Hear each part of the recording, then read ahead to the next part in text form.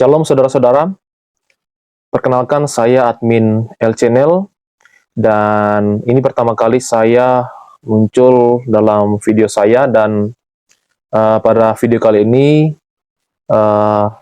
ada satu komentar dari seorang muslim di dalam channelnya yang bernama Levisto. Dia memberikan satu komentar dan dalam komentar itu berupa pertanyaan. Dan pertanyaannya sebagai berikut. Adam dan Hawa cuma makan buah.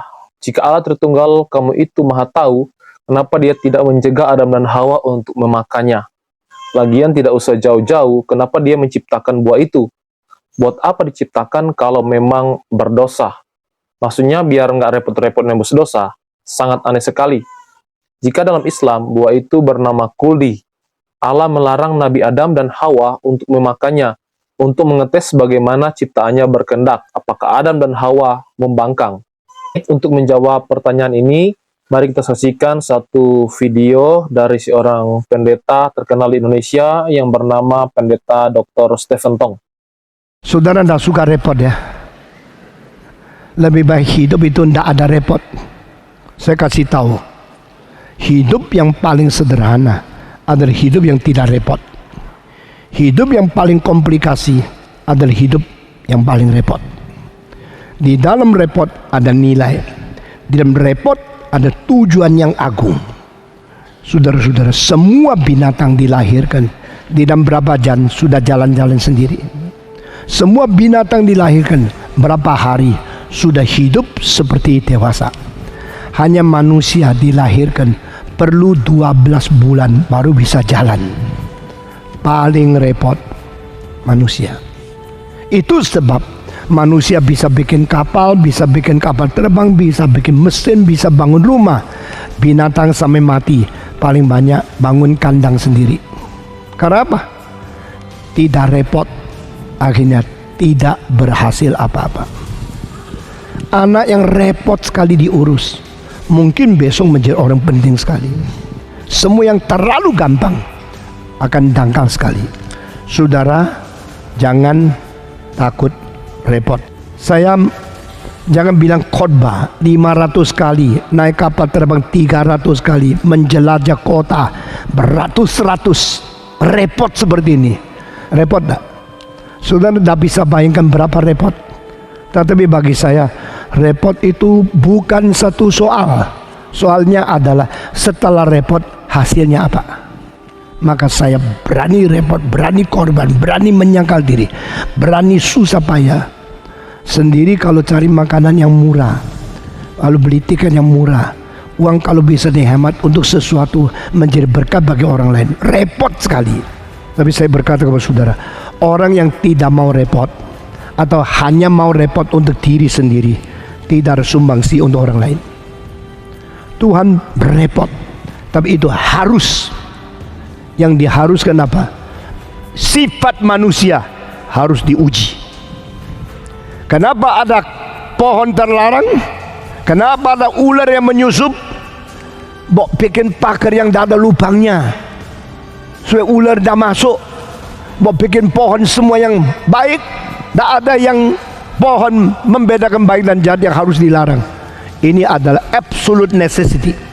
Harus, mutlak harus ada. Karena sifat manusia itu perlu diuji. Engkau bilang, kenapa berani Pak mengatakan mutlak harus? Karena waktu Yesus di dunia pun dicobai oleh setan. Tidak ada kecuali anak Allah Yesus Kristus tidak ada hak istimewa. Dia tetap harus diuji.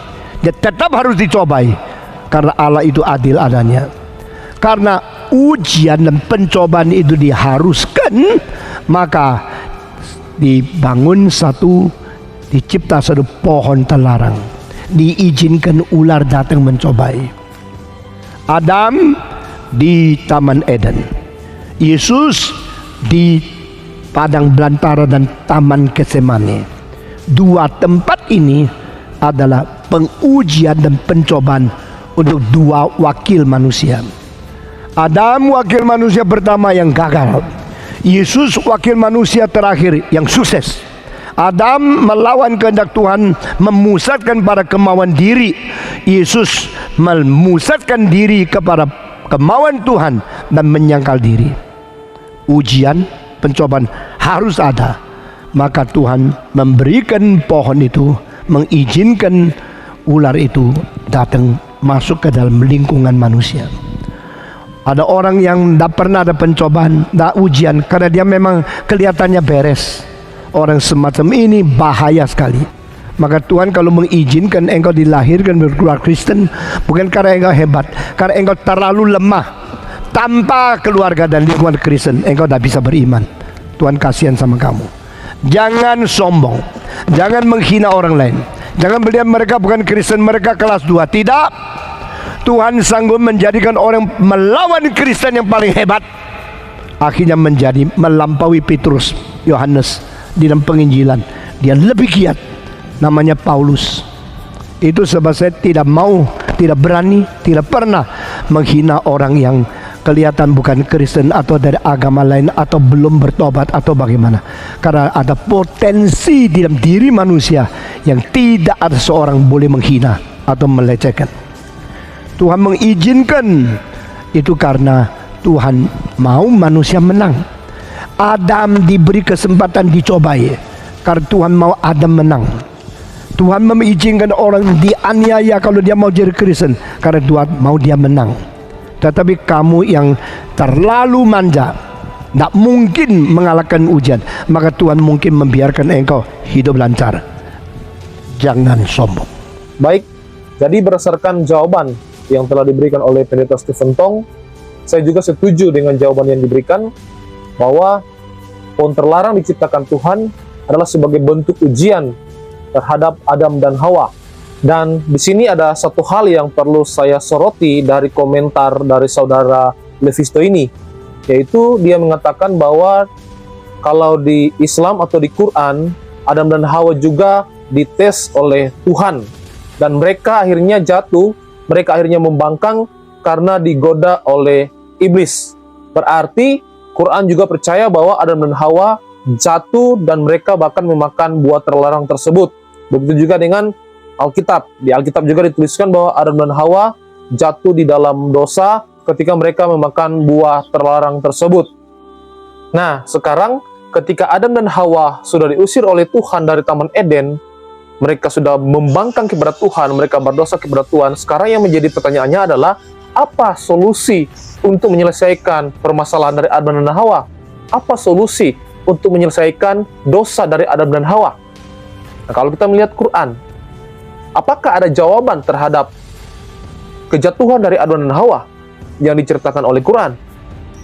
Di Alkitab begitu jelas bahwa solusi terhadap kejatuhan Adam dan Hawa, solusi dari pembangkangan dari Adam dan Hawa itu adalah mengutus Yesus Kristus datang ke dunia.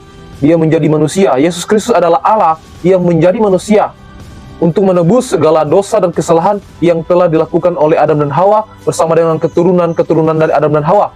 Dengan cara dia harus mati di atas kayu salib. Nah, bagaimana dengan Quran? Adakah solusi yang ditawarkan oleh Quran ketika Adam dan Hawa melakukan pembangkangan terhadap Allah? Nah, mungkin saudara-saudara Muslim akan menjawab, oh, Adam dan Hawa tinggal minta ampun kepada Tuhan, maka Tuhan akan ampuni. Apakah benar demikian? Saya rasa itu hal yang salah. Nah, kalau misalnya saudara kedapatan mencuri, kemudian saudara akan diadili di pengadilan. Nah, dalam pengadilan, saudara kemudian berlutut kepada hakim, dan saudara mengatakan kepada hakim, tolong ampuni saya menyesal akan segala kesalahan yang telah saya perbuat, tolong bebaskan saya. Yang menjadi pertanyaan adalah, apakah sang hakim akan membebaskan saudara pada saat itu juga? Tentu pasti tidak. Kenapa? Karena saudara telah bersalah, telah melakukan pencurian, dan berdasarkan undang-undang yang berlaku, saudara harus dihukum. Nah, hukum di dunia saja tidak akan membebaskan saudara, tidak akan meloloskan saudara ketika saudara melakukan kesalahan, apalagi hukum Allah yang lebih tinggi daripada hukum dunia. Mungkin dari saudara-saudara Muslim akan mengatakan bahwa solusi untuk menebus kesalahan-kesalahan yang kita lakukan di dunia ini adalah dengan cara melakukan perbuatan baik sebanyak mungkin. Sehingga ketika di akhirat nanti, ketika kita meninggal nanti, Tuhan akan menimbang kebaikan kita maupun kesalahan yang kita lakukan. Jikalau kebaikan lebih banyak, maka kita akan dimasukkan ke surga. Jikalau kesalahan lebih banyak, maka kita akan dimasukkan ke neraka. Tetapi bagaimana kalau misalnya kebaikan dan kesalahan itu beratnya sama? Akan masuk ke mana? Seperti yang sudah saya jelaskan di ilustrasi tadi, bahwa saudara minta ampun pun kepada hakim tidak akan diampuni. Jikalau saudara mencuri 1 minggu sebelum saudara diadili di pengadilan, saudara telah melakukan banyak sekali kebaikan. Saudara telah menolong, misalnya di panti asuhan, telah memberikan bantuan di panti asuhan, saudara sudah banyak menolong orang lain, dan segala macam kebaikan saudara sudah lakukan selama 1 minggu sebelum saudara diadili di pengadilan. Nah, kemudian ketika datang di pengadilan, saudara mengatakan kepada hakim bahwa saya memang sudah melakukan pencurian, tetapi sepanjang minggu sebelum saya diadili sekarang ini, saya sudah melakukan banyak sekali kebaikan. Jadi tolong kepada Bapak Hakim untuk membebaskan saya, karena saya sudah melakukan banyak kebaikan. Nah, yang menjadi pertanyaan adalah, apakah hakim akan membebaskan saudara pada saat itu juga? Nah, jawabannya pasti tidak. Karena apa? Karena berdasarkan undang-undang, saudara sudah mencuri, dan ketika saudara sudah mencuri, saudara harus dihukum di dalam penjara. Nah, sekali lagi saya katakan bahwa hukum dunia saja tidak akan meloloskan saudara, walaupun saudara melakukan kebaikan, apalagi hukum Allah yang lebih tinggi dari hukum dunia. Ingat saudara, satu dosa saja yang saudara lakukan, itu akan mampu membuat saudara masuk ke dalam neraka. Jadi, tidak ada solusi lain untuk kita bisa masuk surga, untuk bisa kita bebas dari kesalahan. Solusinya adalah hanya satu, yaitu penebusan Yesus Kristus di atas kayu salib. Tetapi saudara-saudara ingat bahwa penebusan Yesus Kristus berlaku atas kehidupan kita jikalau kita percaya kepada Dia.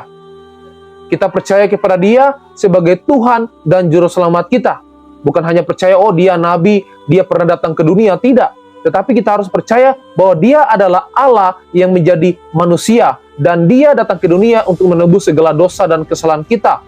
Tapi kita juga harus percaya bahwa dia bangkit pada hari yang ketiga, dia naik ke surga, duduk di sebelah kanan Allah, dan nanti dia akan datang untuk menghakimi setiap dosa dan kesalahan orang-orang yang tidak percaya kepadanya. Nah, jadi saudara, sekarang saudara ingat, saudara hidup itu tidak terlalu panjang. Mungkin sampai 70 tahun, atau mungkin 75 tahun. Dan ingat, setelah mati, saudara pasti akan menghadap penghakiman Allah. Dan jikalau saudara menghadap penghakiman Allah, dan saudara kedapatan berdosa di hadapan Allah, maka saudara pasti akan mendapatkan hukuman yang kekal di dalam neraka selama-lamanya. Tidak ada batas.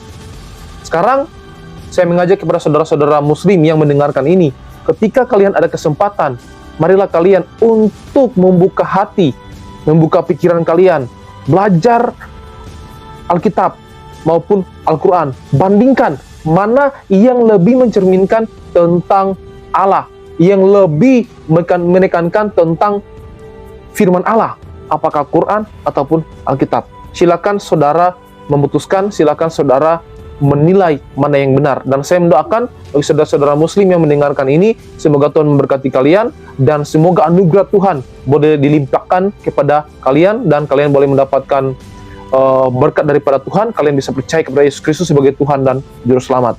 Shalom.